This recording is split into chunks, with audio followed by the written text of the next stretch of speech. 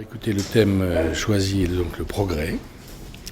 Et c'est un thème, je pense, qui devrait réunir et intéresser beaucoup des personnes qui aiment cette manifestation Les idées mènent le monde.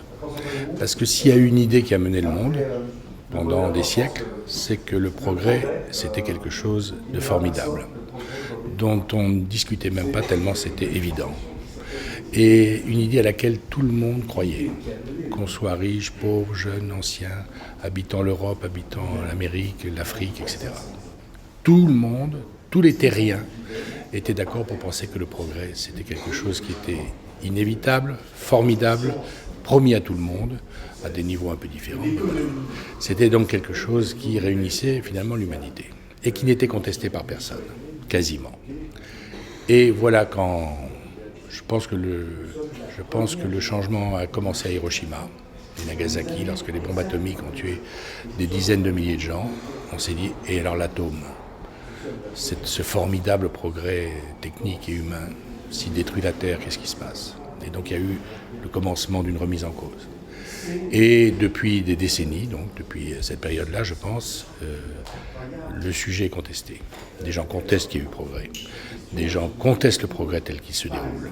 Des gens veulent que le progrès s'arrête dans certains domaines et continue dans d'autres. Bref, ce qui était quelque chose qui n'était contesté par personne est devenu un sujet de discussion majeur. Absolument majeur. C'est-à-dire que c'est un des grands sujets qui divise en ce moment l'humanité. D'abord, le progrès est estimé par beaucoup comme inégalitaire, c'est-à-dire favorisant les riches et défavorisant les pauvres. Le progrès est socialement classé, et dans les pays déclassés. Et la deuxième chose, c'est que le progrès est contesté dans son essence. C'est-à-dire qu'on se demande si quelque chose est un progrès, on s'interroge à juste titre, et on se dit que le progrès n'est pas un mot qui réunit tout.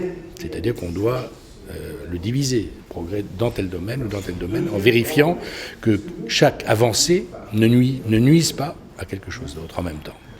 Voilà, donc c'est probablement l'idée qui a le plus bougé lors des dernières décennies et qui bougera le plus à l'avenir. Donc ce sera intéressant, je pense, d'évoquer tous ces sujets.